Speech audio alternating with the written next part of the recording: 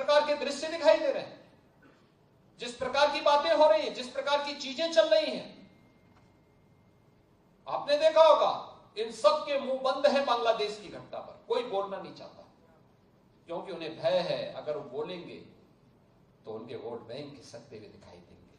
उनके पैरों के नीचे की जमीन जिस पर वे लोग खड़े हैं, वे अंगारे उनको ही जलाते हुए दिखाई दे रहे होंगे और इसलिए वे मौन हैं, बोल नहीं सकते। जो लोग दुनिया के अंदर अन्य मुद्दों पर बोलते हैं, मुखर होकर के बोलते हैं, उनको फिलिस्तीन दिखाई देता है लेकिन बांग्लादेश नहीं दिखाई देता। उनको दुनिया के अंदर अन्य जगह दिखाई देती है लेकिन बांग्लादेश नहीं दिखाई दे रहा है, क्योंकि वहां मंदिर तोड़े जा रहे हैं और हिंदू मारा जा रहा है, संतों पर अत्याचार हो रहा है। और इसीलिए हम सबको वर्तमान की चुनौतियों को देखना पड़ेगा। याद करना 1947 के पहले बांग्लादेश भी भारत का हिस्सा था। हमें यह नहीं भूलना चाहिए। और 1971 में बांग्लादेश को बचाने में हमारे सैनिकों ने भी बलिदान दिया था। हजारों सैनिकों ने बलिदान दिया था। पाकिस्तान को मुंह की खानी पड़ी थी। पाकिस्तान के 95,000 से अधिक सैनिकों को भारत के बहादुर जवानों के सामने समर्पण करना पड़ा था। और विश्व के इतिहास में किसी भी सेना की सबसे बड़ी विजय थी जो 1971 में भारत की सेना ने करके दिखाया था।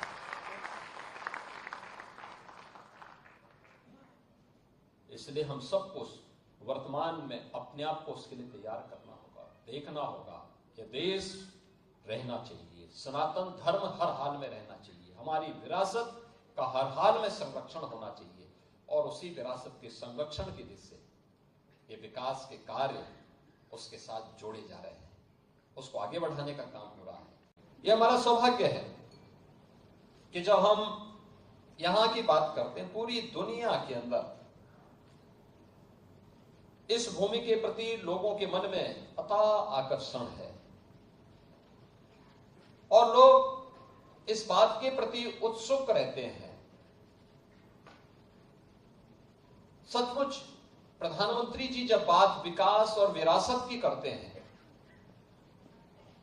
तो विरासत यही जो आपके पास है, ये धरती कितना समृद्ध है।